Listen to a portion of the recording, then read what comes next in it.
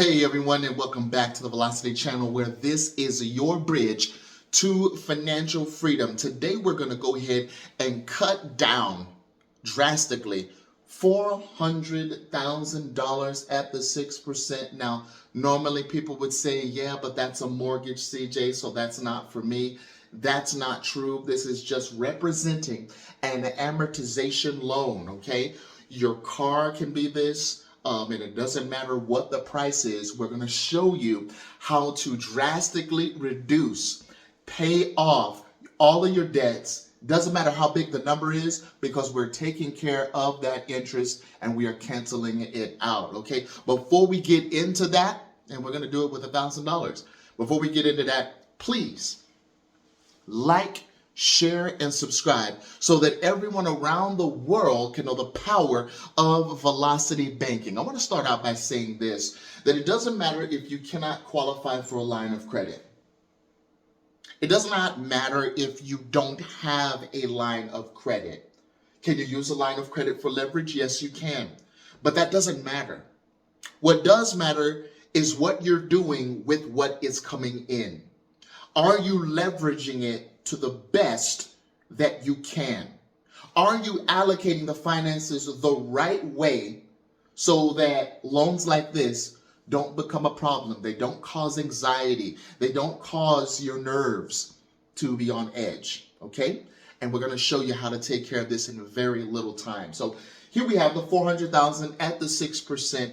Guess what you're going to have to do? You're going to have to come to the realization that minimum monthly payment is going to be based on a large part the interest rate. So we have the $2,398 per month. Now, what happens to that $2,398?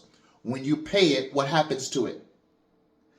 It gets split, absolutely, into principal and interest, okay? So we got the P and the I. That's what that's going to stand for. It's the same way with the line of credit. The line of credit, it has a monthly payment as well. Let's say we got the $10,000 at 21%, $400 each and every month. Guess what? That has to get split up. The minimum monthly payment gets split up into principal and interest. Now, what's interesting about this is that you can actually see how much each month approximately is going towards interest by simply doing this calculation here. You take the percentage, right? In this case, it's 21%. You divide it by 12 because there's 12 months in a year, all right? Then you multiply it by the balance, okay? So the balance here is $10,000. We're going to go ahead and share with you just a tidbit of what this is so that you get a better picture of what they're doing to you. So this one isn't too bad. This one is about $175 is going to interest. So let's go ahead and put it under the I here. $175 is going to interest, while the rest is going towards, and let's just go ahead and put the rest, which is $225, is going towards the principal. Now, this is where I want to warn you, where there are going to be people that say, hey, we have a lower monthly payment. And they're going to say, instead of $400 a month, we're going to give you $200 a month. But what they didn't share with you is that the $175 is still going towards interest. That means $25 is going towards the principal. Let's go ahead and be aware of what is going on so that we know how to allocate our finances. All right. So just a little tidbit of that. Let's go ahead and get into paying this off. So we're not going to use the $10,000 like we normally do. So let's go ahead and cross that out. Yes. You can absolutely pay it off in a much better fashion. But what I want you to do is I want you to be clear in your mind on how big an extra $1,000 is each month. Watch this. As you have the $2,398 each month, and you already have it in your budget, you've got that extra $1,000. Perhaps you don't have it the first week or the second week, But remember, you can divide it up, okay? And you can say, well, I may not have it this week, but I do have $250 that I can put towards this. I may not have the $1,000 the second week, but I do have $250 I can put towards it. Do you understand what I'm saying? So the $1,000 accumulative is going towards the principal. Now, as that happens, I want to share with you how that's so important. In reality, you can see the difference on month one. Now remember, we're looking at a difference of $1,000 here. Watch how much $1,000 makes that difference. $399,601 is going to be your balance after you pay the way they told you to pay, right? $2,398, that's all you're doing. So the $398 goes towards the principal, okay? While the $2,000 goes towards the bank. And let me tell you, they are saying thank you all the way to the bank, all right? Instead of doing that, let's go ahead and take that $1,000 and say, you know what? I want out of this amortized loan as quick as possible. I'm going to take the $1,000 and I'm going to add to the $398. It's going to go to my principal. That's $1,398 going towards the principal, while of course the bank is still taking their $2,000. But what we're doing when we do that is we are decreasing greatly the amount that the bank can take each and every month. And so now what that interest is doing is it's eating on the principal. Do you see what the interest is doing if you were to do it the traditional banking way? Okay, let's go ahead and put TB there. TB is the disease. Traditional banking, all right? It's eating on the $399,601, while the 6% for those that are doing the velocity banking, it's only eating on the $398,601. Now, why does that make a difference? Well, let's travel 6 months down the road and see if this is a big deal or not. So you be the judge, all right? We've got, while you're doing the traditional banking method, right, $2,398 per month. Guess how that is getting split up? $1,988 going towards bank, right, the interest, and then $410 going towards the principal. While on the velocity banking side, you are now at a balance of $390,064. Now, let's just stop there, okay? In 7 months total, your balance is now over $6,000 less than it would have been. And this is the big part. The $1,440 in principal, you're continuing to pay that from that just $1,000 extra that you're putting, right? And look at this. The interest is way less at the 7th month. Why is that? Well, it's because of something beautiful called interest cancellation. Have you noticed that there's more going towards the principal than the interest? Where is the principal getting all that extra money? From the interest. That's called interest cancellation, all right? And so now it's $1,958. You are paying $30 less to the bank than you would have doing the same old, $1,988 versus $1,958. Now, why is that important? Because many times people forget the power of compound interest. If you know the power of compound interest, you can make it work for you. If you don't know the power of compound interest, it's working against you. Now, this is why we're doing velocity banking. We're taking the dollars that weren't doing anything and we're putting them to work so that, remember, there's a goal here. We can capture this cash flow as fast as possible, because that $2,398 is better in our hands than anyone else's. Now, for those that were wondering, man, you know what? What can I do if I do want to use my line of credit? Well, listen, we're going to be going over some things, right? Like interest transfer, okay? Debt transfer, and how powerful that is. And we're not going to do it in another video. We're going to do it right now. So before we get into why we want to use the line of credit as long as we have it, I wanted to show you the differences between paying off this loan the traditional banking way versus paying off the loan velocity banking way. The total interest, okay, that you'll be paying if you're doing it the way they say, $463,000 plus, okay, plus you won't get out of this loan until the 30 years is up. 30 years is up. All right. So that's the total interest. CJ, isn't that $863,000? That's double the house. It is. It is. It's ridiculous. But if you wanted to go ahead and utilize the velocity banking method, you would only be paying the $205,069 in total interest. Okay.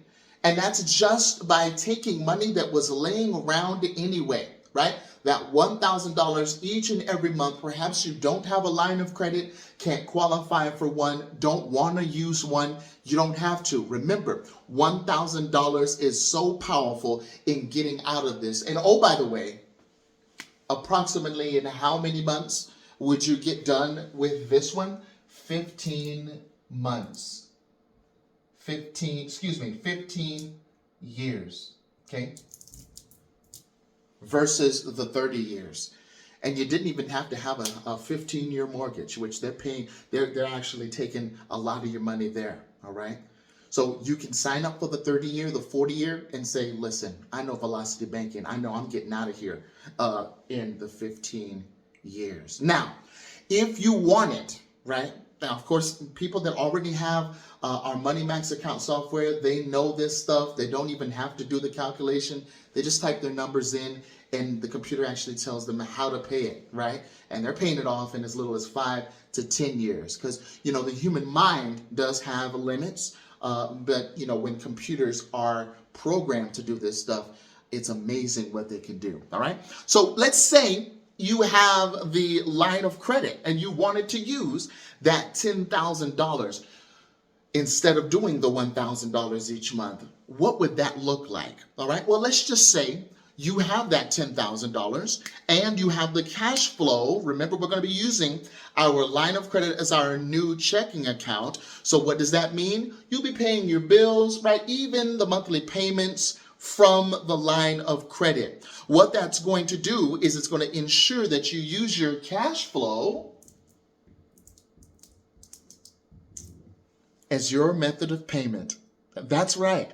The cash flow is going to be paying down the line of credit. So any minimum monthly payment you have on your line of credit, you don't have to worry about that at all because the cash flow is going to be paying it down. So those minimum monthly payments that they say you owe, you'll recognize that you do not owe them because that $2,000 is paying it down each and every month. So what does that mean for the balance of $10,000 if we were to deploy it, right? So now we have a balance of $10,000 on our line of credit because we use that $10,000 to pay the principal of our loan payment.